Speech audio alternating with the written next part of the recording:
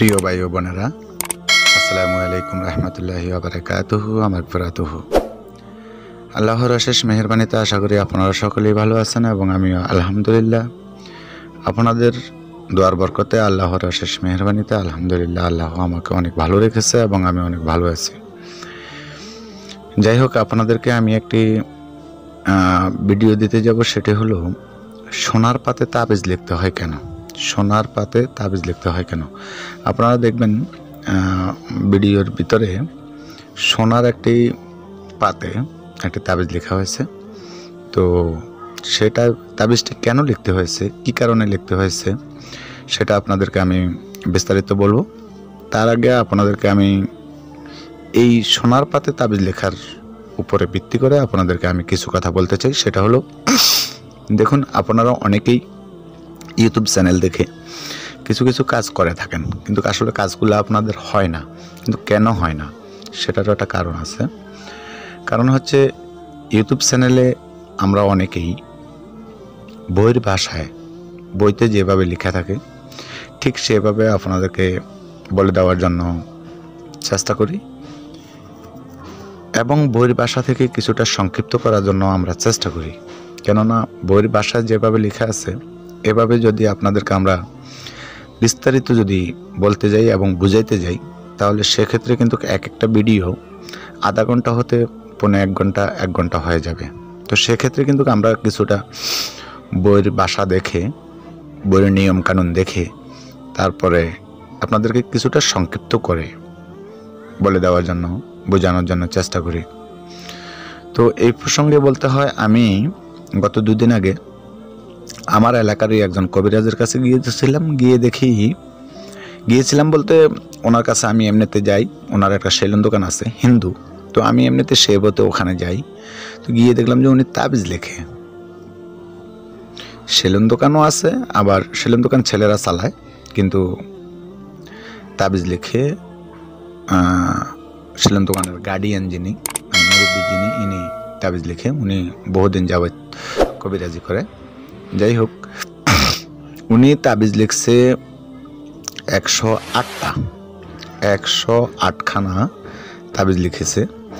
সেই তাবিজটা লিখার কথা ভোজপাতায়, কিন্তু লিখেছে সাদা কাগজে। এটা দিয়ে কাজ হবে কি হবে না, এটা একমাত্র উপরা আলাই জানে। কেননা যে জায়গায় বইতে লেখা আছে ভোজপাতার উপরে লেখার জন্য, সেই জায়গায় যদি সাদা কাগজের উপরে লেখা হয়, তাহলে কাজটা হবে কি হবে না সেটা আল্লাহ তাআলাই ভালো জানে। যাই হোক, আপনাদের কাজ হচ্ছে না কেন সেটা আমি আপনাদেরকে বলে দেওয়ার জন্য চেষ্টা করব। আর আজকে আপনারা ভিডিওতে যে দেখবেন সোনার পাতে একটি তাবিজ লেখা, এই সোনার পাতে তাবিজ লেখাটা কেন সেটাও আমি বিস্তারিত আপনাদেরকে বলবো। তো আমরা কিন্তু বইয়ের ভিতরে দেখে থাকি যে রূপার পাত, সোনার পাত, তামার পাত, লোহার পাত, ভোজপাতা, সাদা কাগজ, হরিণের চামড়া, হরিণের জিল্লি, ঘোড়ার পায়ের যে নখ, সেই নখের কথা বলা থাকে, তারপরে গরুর হাড়, আরও অনেক কিছু বইয়ের ভিতরে লেখা থাকে। যে সমস্ত তাবিজগুলো যে জায়গায় লেখার কথা, যদি আপনারা ঠিক সেই জায়গায় ওইভাবে যদি লিখতে পারেন, তাহলে আল্লাহ চাহে তো ইনশাআল্লাহ আপনাদের কাজ হয়ে যাবে। কিন্তু হচ্ছে না কেন সেটা হচ্ছে, আমরা নিজেরাই ইচ্ছাকৃত কিছু নিয়মের অনিয়ম করে থাকি। যেমন আমি যতটুকু জানি, আমার এই অত্র এলাকায় যত কবিরাজ আছে বা যত তান্ত্রিক আছে, তাদের কাছে যে কোনো রোগী যাওয়া মাত্র রোগীর মুখ থেকে শুনে, কিছু কথা শুনে তারা তাবিজ লিখে দিয়ে দেয়। কিন্তু এই জন্যই আসলে তাবিজের কাজ হয় না। এর বাকি কথাটা আপনাদেরকে আমি কিছুক্ষণ পরে বলতেছি। এখন আপনারা যেই স্ক্রিনে যে সোনার একটা পাত দেখতেছেন, স্বর্ণের পাত, এটা একজন মূল্যবান একজন লোক, উনি খুব নামি দামি একজন লোক, শ্রদ্ধাশীল একজন লোক, উনি এমন একটা সমস্যায় ভুগতেছে যে সমস্যার জন্য উনি কাউকে কিছু বলতেও পারতেছে না, চিকিৎসাও করতে পারতেছে না। তাৎক্ষণিক ওনার সাথে আমার সাথে দেখা হওয়ার পর উনি এই ব্যাপারটা নিয়ে আমার সাথে আলাপ করার পরে আমি যখন বলছি যে আপনি এই সমস্যা থেকে সলিউশন পেতে হলে ওনার সমস্যাটা কি সেটা আমি বলবো না এবং ওনার নামটাও আমি বলবো না, কারণ উনি খুবই একজন ভালো মানুষ এবং এটা অটোমেটিক একজন শ্রদ্ধাশীল মানুষ। তো সেক্ষেত্রে উনি যখন আমার সাথে আলাপ করেছে আমি ওনাকে বলছি যে দেখেন, আপনি যদি এই সমস্যা থেকে সমাধান পেতে হয় তাহলে আপনি এক রত্তি স্বর্ণ দিয়ে একটি পাত তৈরি করতে হবে। ওই পাতের ভিতরে আমি একটি তাবিজ লিখে দেব আর সেই সাথে কিছু ঔষধ ব্যবহার করতে হবে। তো উনি সাথে সাথে স্বর্ণকারের দোকানে গিয়ে একটি পাত তৈরি করে আমাকে দিলেন।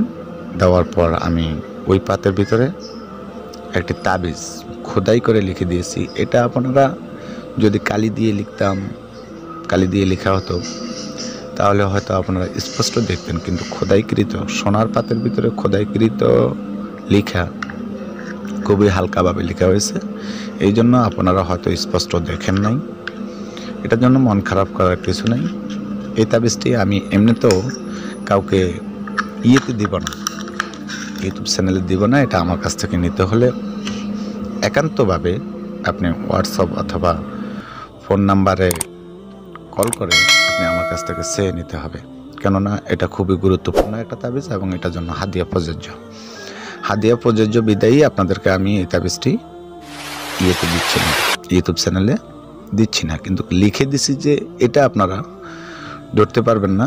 আর আমার যে সোনার পাতে লেখা হয়েছে সেটা আপনারা বুঝতে পারবেন না, শুধুমাত্র আঁকা বাঁকা কিছু একটা দেখা যাচ্ছে, কিন্তু এমনিতে স্পষ্ট আপনারা তাবিজটি সোনার পাতের ভিতরে কখনোই 100% দেখা যাবে না। এটা যিনি লেখে উনি দেখে, আর যিনি ব্যবহার করে উনি হয়তো কিছুটা দেখে।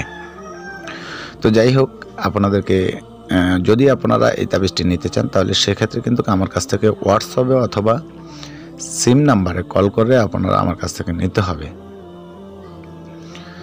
এর জন্য হাদিয়া 100% প্রযোজ্য।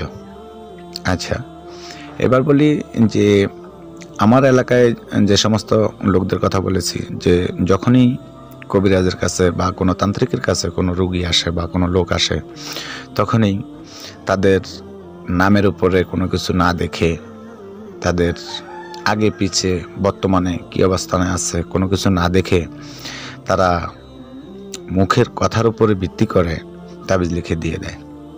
এটা কিন্তু আসলে সম্পূর্ণ ভুল, কেননা প্রত্যেকটা তাবিজের ভিতরে তাবিজের নিয়মকানুন দেওয়া আছে যে কোন সময়, কোন বারে, কোন সময় কি কালি দিয়ে কি কলম দিয়ে লিখতে হবে, এটা সম্পূর্ণ দেওয়া আছে।